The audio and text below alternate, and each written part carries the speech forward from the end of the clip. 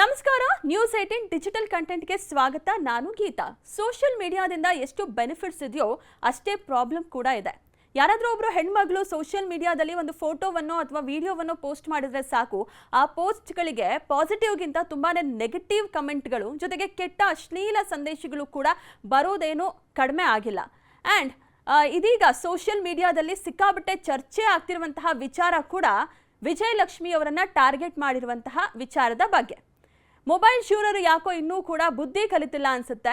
ಕೈಯಲ್ಲಿ ಒಂದು ಮೊಬೈಲ್ ಇದ್ರೆ ಸಾಕು, ಅದಕ್ಕೊಂದು ದಿನಕ್ಕೆ 1 GB ಡೇಟಾ ಅಥವಾ ನೆಟ್ ಇದ್ರೆ ಸಾಕು, ಹೆಣ್ಣ ಬಗ್ಗೆ ಕೆಟ್ಟದಾಗಿ ಕಮೆಂಟ್ ಮಾಡೋದು, ಪೋಸ್ಟ್ ಮಾಡೋದನ್ನ ಮತ್ತೆ ಮುಂದುವರಿಸಿದ್ದಾರೆ. ದಾಸನ ಪತ್ನಿ ವಿಜಯಲಕ್ಷ್ಮಿಯನ್ನ ಕೂಡ ಮೊಬೈಲ್ ಶೂರರು ಇದೀಗ ಟಾರ್ಗೆಟ್ ಮಾಡಿದ್ದಾರೆ.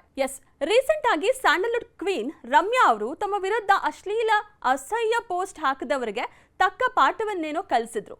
ನಾನು ಯಾರಿಗೂ ಕೂಡ ಜಗ್ಗೋಳಲ್ಲ, ಜೊತೆಗೆ ಯಾರ ಮುಂದೆನೂ ಕೂಡ ತಲೆ ಬಾಗೋದಿಲ್ಲ ಅಂತ ಕಾನೂನಿನ ಮೊರೆ ಹೋಗಿದ್ರು. ಅಶ್ಲೀಲ ಕಮೆಂಟ್ ಶೂರರಿಗೆ ಮುದ್ದೆ ಮುರಿಯುವಂತೆ ಕೂಡ ಮಾಡಿದ್ರು. ಆದರೂ ಕೂಡ ಕಮೆಂಟ್ ಮಾಡುವಂತಹ ಶೂರರು ಬಾಯಿಗೆ ಬಂದಂತೆ ಪೋಸ್ಟ್ ಹಾಕುವಂತಹ ರಣಹೇಡಿಗಳಿಗೆ ಯಾಕೋ ಬುದ್ಧಿ ಬಂದಿಲ್ಲ ಅಂತ ಅನ್ಸುತ್ತೆ. ಈಗ ತಾವೇ ಕಷ್ಟದಲ್ಲಿ ಸಿಲುಕಿ ಕಣ್ಣೀರಲ್ಲಿ ಕೈ ತೊಳಿತಿರುವಂತಹ ವಿಜಯಲಕ್ಷ್ಮಿ ದರ್ಶನ್ರನ್ನ ಕೆಲವು ಕಿಡಿಗೇಡಿಗಳು ಟಾರ್ಗೆಟ್ ಮಾಡಿದ್ದಾರೆ. ದರ್ಶನ್ ಪತ್ನಿ ವಿಜಯಲಕ್ಷ್ಮಿ ತನ್ನ ಪತಿಗಾಗಿ ದೇವರ ಮೊರೆ ಹೋಗೋದ್ರ ಜೊತೆಗೆ ಬಿಡುಗಡೆ ಆಗಬೇಕಿರುವಂತಹ ಡೆವಿಲ್ ಸಿನಿಮಾದ ಪ್ರಚಾರಕ್ಕೆ ತಲೆ ಕೆಡಿಸ್ಕೊಂಡಿದ್ದಾರೆ. ಆ್ಯಂಡ್ ದರ್ಶನ್ ರವರು 3ನೇ ಬಾರಿ ಜೈಲಿನಲ್ಲಿ ವಾಸವಾಗಿದ್ದಾರೆ. ಆ್ಯಂಡ್ ಆ ಒಂದು ವಿಚಾರ ಅವರಿಗೆ ಯಾವತ್ತೂ ಕೂಡ ಇಮ್ಯಾಜಿನೂ ಕೂಡ ಮಾಡ್ಕೊಂಡಿರಲಿಲ್ಲ ಅಂತೆ. ಮತ್ತೊಂದು ಸಲ ದರ್ಶನ್ ರವರು ಜೈಲಿಗೆ ಹೋಗ್ತಾರೆ ಅನ್ನೋದನ್ನ ಸದ್ಯ ಆ ಒಂದು ಟೆನ್ಷನ್ನಲ್ಲಿ ಇರುವಂತಹ ವಿಜಯಲಕ್ಷ್ಮಿ ಅವರು ತಮ್ಮ ಪತಿಯ ಸಿನಿಮಾದ ಪ್ರಚಾರ ಮಾಡಬೇಕಾಗಿರುವಂತಹ ಅನಿವಾರ್ಯತೆ ಬಂದಿದೆ. ಜೊತೆಗೆ ಸೋಷಿಯಲ್ ಮೀಡಿಯಾವನ್ನ ನೋಡಿಕೊಳ್ಳುವಂತಹ ಜವಾಬ್ದಾರಿಯನ್ನ ಕೂಡ ಹೊತ್ತಿದ್ದಾರೆ.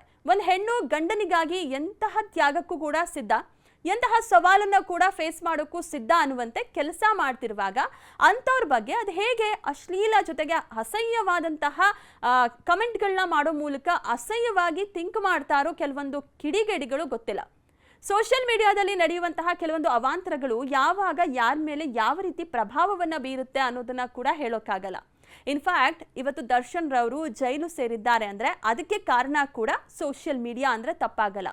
ಅವತ್ತು ತಮಗೆ ರೇಣುಕಾ ಸ್ವಾಮಿ ಅನ್ನೋರು ಅಶ್ಲೀಲ ಸಂದೇಶವನ್ನ ಕಳಿಸಿದ್ದನ್ನ ಪವಿತ್ರ ಗೌಡ ಏನಾದರೂ ದರ್ಶನ್ ರವರ ಬಳಿ ಹೇಳಿರಲಿಲ್ಲ ಅಂದಿದ್ರೆ ಇಷ್ಟೊತ್ತಿಗೆ ದಾಸ ದರ್ಶನ್ 2 ವರ್ಷದಲ್ಲಿ ಒಂದಷ್ಟು ಸಿನಿಮಾಗಳನ್ನ ಮಾಡ್ತಾ ಇದ್ರು. ಸದ್ಯಕ್ಕೂ ಕೂಡ ಅದಾದ್ರೂ ಒಂದು ಸಿನಿಮಾದಲ್ಲಿ ಬ್ಯುಸಿ ಆಗಿರ್ತಿದ್ರು.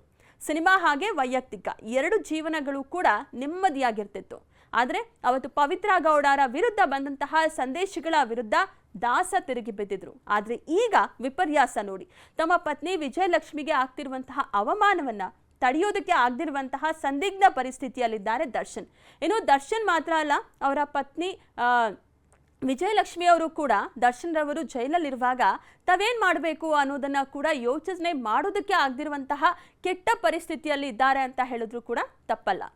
ದರ್ಶನ್ ಪತ್ನಿ ವಿಜಯಲಕ್ಷ್ಮಿಗೆ ಆಗ್ತಿರುವಂತಹ ಅವಮಾನ, ತೇಜೋವಧೆ ಬಗ್ಗೆ ದಾಸನ ಅಭಿಮಾನಿಗಳು ಇದೀಗ ಗರಂ ಆಗಿದ್ದಾರೆ. ಸೋಷಿಯಲ್ ಮೀಡಿಯಾದಲ್ಲಿ ಕೆಲವೊಂದು ಕಿಡಿಗೇಡಿಗಳು ದರ್ಶನ್ ಜೈಲಲ್ಲಿರುವ ಸಮಯದಲ್ಲಿ ಬೇರೆ ನಟನ ಫೋಟೋವನ್ನ ಪ್ರೊಫೈಲ್ನಲ್ಲಿ ಹಾಕೊಂಡು ದರ್ಶನ್ ಪತ್ನಿಯ ಬಗ್ಗೆ ಕೆಟ್ಟ ಕಮೆಂಟ್ ಮಾಡ್ತಾ ಅಶ್ಲೀಲವಾಗಿ ಮೀಮ್ಸ್ ಅನ್ನ ಮಾಡ್ತಾ ಟ್ರೋಲ್ ಮಾಡ್ತಿದ್ದಾರೆ. ಈ ವಿಚಾರ ಈಗ ದಾಸನ ಅಭಿಮಾನಿಗಳನ್ನ ಕೆರಳುವಂತೆ ಮಾಡಿದೆ. ಈ ಹಿಂದೆ ಪುನೀತ್ ರಾಜ್ಕುಮಾರ್ ಅವರ ಪತ್ನಿ ಅಶ್ವಿನಿ ಪುನೀತ್ ರಾಜ್ಕುಮಾರ್ ವಿಚಾರವಾಗಿಯೂ ಕೂಡ ಕೆಲವೊಂದಷ್ಟು ಕಿಡಿಗೇಡಿಗಳು ಇದೇ ರೀತಿಯ ಅಶ್ಲೀಲ ಮೀಮ್ಸ್ ಮಾಡಿದ್ರು. ದೊಡ್ಡ ಮನೆ ಅಭಿಮಾನಿಗಳು ದೂರನ್ನ ನೀಡುವಂತಹ ಮಟ್ಟಕ್ಕೂ ಕೂಡ ಹೋಗಿದ್ರು. ಅಂಡ್ CM ಅವರು ಕೂಡ ಈ ವಿಚಾರದಲ್ಲಿ ಒಂದು ಪ್ರತಿಕ್ರಿಯೆಯನ್ನ ನೀಡಿದ್ರು. ಇದೀಗ ದರ್ಶನ್ ಪತ್ನಿ ವಿಜಯಲಕ್ಷ್ಮಿ ಹಾಗೂ ದರ್ಶನ್ರ ತಾಯಿ ಮೀನಾ ತೂಗುದೀಪ ಅವರನ್ನು ಕೂಡ ಬಿಟ್ಟಿಲ್ಲ. ಅವರ ಬಗ್ಗೆಯೂ ಕೂಡ ತುಂಬಾ ವ್ಯಂಗ್ಯವಾಗಿ ಮೀಮ್ಸ್ ಅನ್ನ ಮಾಡಲಾಗ್ತಾ ಇದೆ. ಈ ಪೋಸ್ಟ್ಗಳನ್ನ ಇದೀಗ ದರ್ಶನ್ ರವರ ಅಭಿಮಾನಿಗಳು ಸೈಬರ್ ಕ್ರೈಮ್ಗೆ ಟ್ಯಾಗ್ ಮಾಡ್ತಾ ಇದ್ದಾರೆ. ಜೊತೆಗೆ ಮಹಿಳಾ ಆಯೋಗಕ್ಕೂ ಕೂಡ ಒಂದು ಪ್ರಶ್ನೆ ಮಾಡ್ತಿದ್ದಾರೆ.